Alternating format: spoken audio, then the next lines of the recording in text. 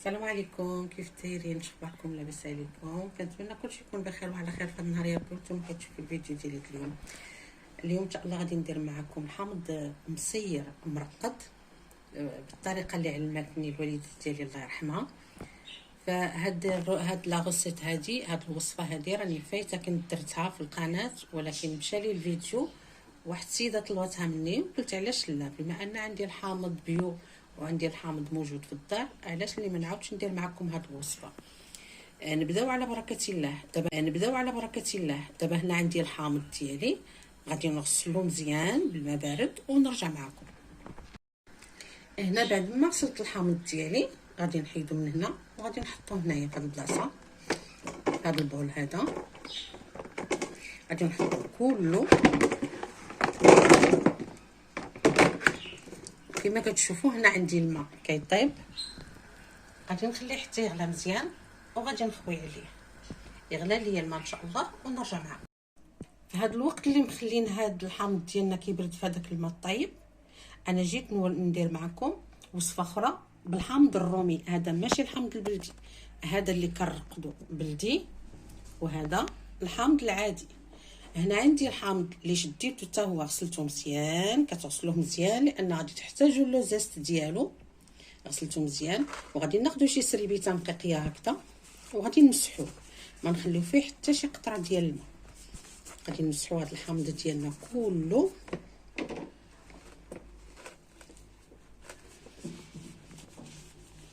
نمسحوه مزيان ما تخليو فيه حتى شي قطره ديال الماء. هنا عندي كيلو ديال الحامض راني عبرته، عندي كيلو اللي غادي نحتاج ليه واحد 500 غرام ديال السكر سنيده. كيلو عندي فيه 500 غرام ديال السكر سنيده اللي راني عابره حتى هو.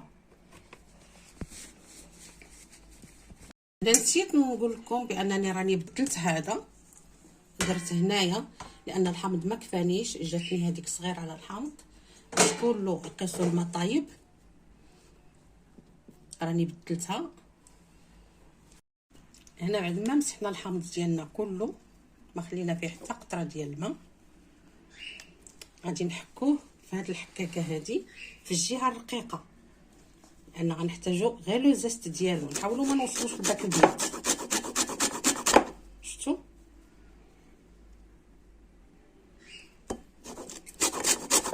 غادي نحكو غير هاد لو زيست هكا كله. حنا غادي نحكو هاد الحامض هذا كله هكا، ناخذوا لو زيست ديالو ونرجع معكم ان شاء الله. المهم هنا بعد ما حكيت لو زيست ديالي كي كتشوفوا ها هو، ها نتوما شوفوا الحامض كنحكوا لو زيست ديالو كامل. كاينه طريقه اخرى لانها الطريقه ديال الحكان كتجي شي شويه متعبه وكتدي حتى الوقت، وتقدروا تضربوا يديكم كما ضربت انا يديا. فكاينه واحد الطريقه اخرى بالنسبه للبنوتات الصغار اللي بغاو يديروا هذا العصير هذا ولا هذا المركز.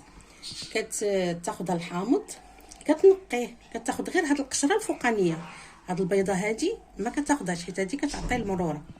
كتاخذ هذيك القشره الفوقانيه وكديرها في لاشواخ وكطحنها وكتعطينا نفس النتيجه هكذايا. المهم دابا انا غادي نمشي نعصر هذا الحامض هذا كله بعد ما نداوي صبعي، غادي نعصر هذا الحامض كله ونرجع معكم. وقبل ما نعصر الحامض ديالي غادي نزيد هاد نص كيلو هذا ديال السميده اللي قلت لكم في الاول، غادي نحركو مع هاد لو زيست هذا ونمشي نعصر الحامض ديالي ونرجع معكم ان شاء الله. وفي هذا الوقت هذا راه هو الحامض البلدي راه مازال كيبرد باش نرجعوا ليه حتى هو. اليوم القضيه راه عندي سيتروني، اليوم راه نهار ديال الحامض. هنا بعد ما صفيت العصير ديالي هانتوما شفتوا راني عصرت الحامض اللي بقى عندي، راني عصرته صفيته هانتوما. وهاد القشور هادو ما ترميوهمش، خليهم عندكم، ديروهم شي بلاستيك، ديروهم في الثلاجه، تقدروا تحتاجوهم الا بغيتو تعطروا ديالكم.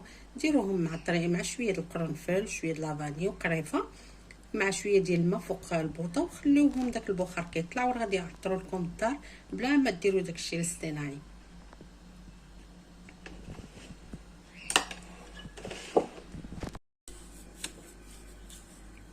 ودابا ان شاء الله غادي نزيد هاد العصير ديالي على هاد لو زيست. وكنأكد عليكم الا مشيتو تا قشرتوه بالموس باش تاخذوا لو زيست الفوقاني عندكم تاخذوا لو زيست التحتاني، حيت الفوقاني سميتو لو زيست وداك البيض سميتو لو زيست. هذا سميتو لو زيست، ما ديروهش لانه كيطلق المروره.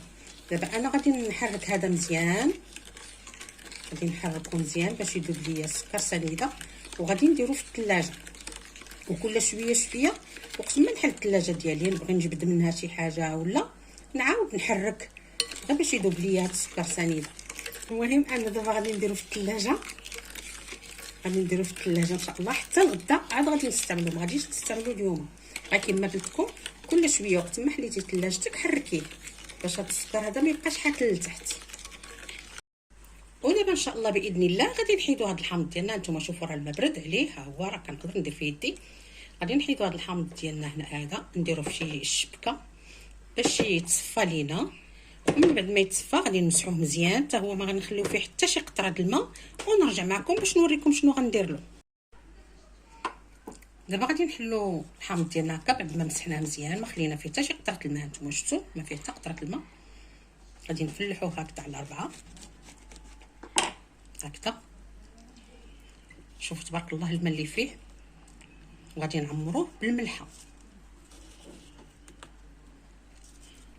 كل وحده غادي نفلحوها بحال هكذا ونعمروها بالملحه. نخشيوها في شي قريعه بحال هكذا تكون معقمه. نعاود معكم وحده اخرى.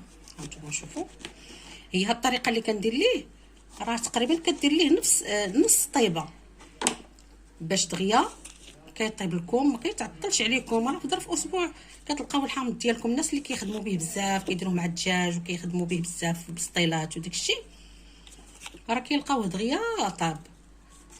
وتبارك الله ملي كيبقى عندكم. انا داك اللي كنت درت هانتوما، هذاك اللي كنت رقدت معكم اللي مشى ليا الفيديو ديالو. هانتوما شوفوا ما شاء الله، شوفوا بسم الله ما شاء الله. شوفوا كي داير معسل غزال. شفتوا كي كيولي. الناس اللي كيبغيو يديروا يكون هكذا كيخليوه. هذا هو اللي كنسميوه حنايا مصير، هذا هو المصير. واللي كيبغيه يبقى غير صفر راه كيدير له هذه العمليه هذه اللي كندير دابا ديال الملحه في وسط الحامض، وغير كتذوقيه كتلقايه بانه طاب صافي. كتخليه هكا يصفر، كديريه في الكونجيلاتور ما كيوقع ليه حتى شي حاجه. كديريه في لو بلاستيك وكتخليه وقت ما بغيتي تخدمي به كتجبديه وكتلقايه زوين. المهم انا غادي نبقى غاديه هكذا، ما خصناش نخليو هذا الفراغ هذا. انا غادي نقادو، ما خصناش نخليو هذا الفراغ هذا. خصنا نزاحمو حامضه مع حامضه باش يطيب لينا مزيان. ما غادي نديرو فوق منه لا ماء لا حتى شي حاجه، هو راه غادي يطلق لينا الماء ديالو فاش غادي يطيب.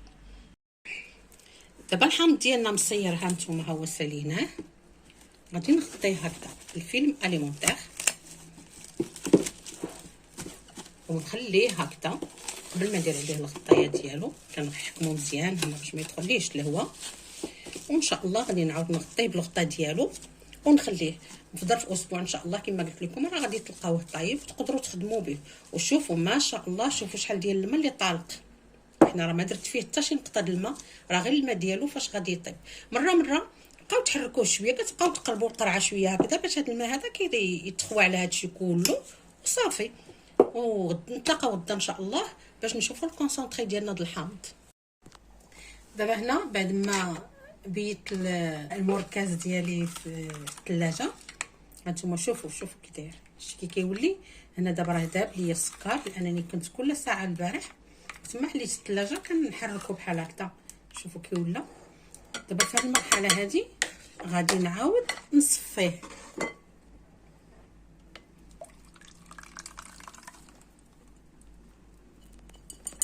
واحد الريحه طالعه منه كتشهي، ما نقول لكمش. البارح واحد الريحه كانت عندي في الكوزينه وفي الدار كامله، ريحه الحامض كانت ريحه غزاله. شفتوا دابا غادي نصفيه كله. وهذا الشيء هذا ما غاديش نرميه. دابا هذا غادي نديرو في واحد البلاستيكه ولا في شي بواط وغادي نديرو في الثلاجه تما كندير البسبوسه ولا الكيكه ولا شي حاجه. غادي نشد معلقه صغيره ونديرها، كتجي فيه لوغو زوين. هنا انا صفيت العصير ديالي المركز ديالي. هادشي هذا ما غاديش نرميه، غادي نخليه. ودابا بعد ما صفيتو هانتوما شوفوا كي داير، شفتوا؟ غادي ناخذ منه كاس ديال العنبه. بسم الله.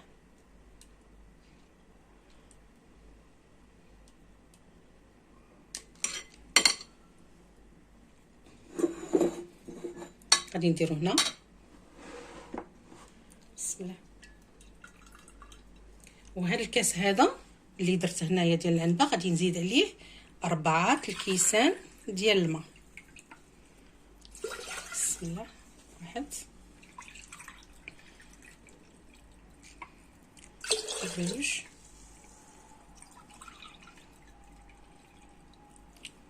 3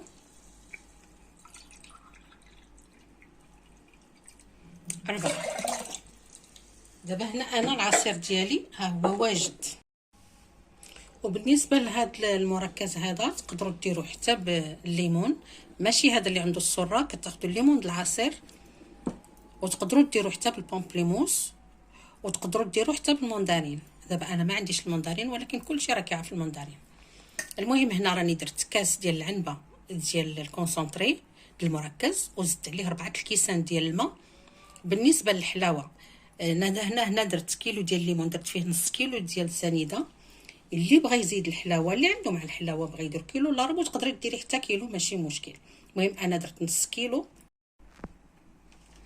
وبالنسبه للتخزين لا بغيتو تخليوه عندكم طيله شهر رمضان، وهذا راه كيبقى تقريبا حتى عام حيت ما كيجمدش، كيبقى هكذا. هاد السنيده اللي درنا فيه هي اللي كتخليه ما كيجمدش. المهم هنا انا غادي ناخذ كاس ديال العنبه. بسم الله. هذا الكاس ديال العنبه هذا غادي نديرو في واحد الساشي.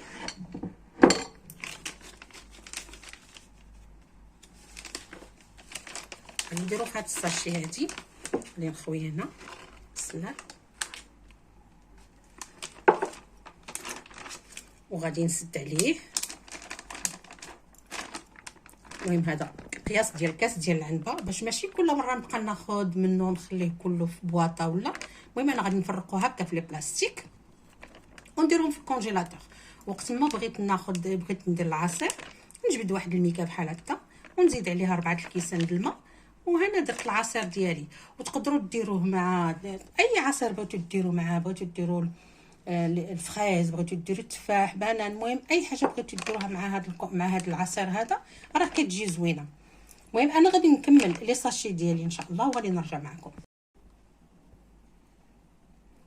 دابا هذا هو العصير ديالي اللي صايبت معكم. كنتمنى ينال الاعجاب ديالكم. ما بقاش ليا الحامض، حطيت له الطريف ديال الليمون ماشي مشكل، حتى هو راه كنديروه عصير مع الحامض. وهادو هما لي ساشي اللي عمرت. المهم عطاني واحد 3 ديال الساشيات هكذا. دابا هادو ان شاء الله غادي نديرهم في الكونجيلاتور. وقت ما بغيت العصير الحامض هو عندي واجد. وهذا هو الحامض البارح اللي رقدت معكم. هانتوما شوفوا ما شاء الله شحال ديال المطلق، شفتوا راه غير في الماء ديالو كيطيب. هنا كيسالي الفيديو ديالي. كنتمنى ينال الاعجاب ديالكم. ما تنساوش الجيم. والى اللقاء في الفيديو المقبل ان شاء الله، وبسلام عليكم.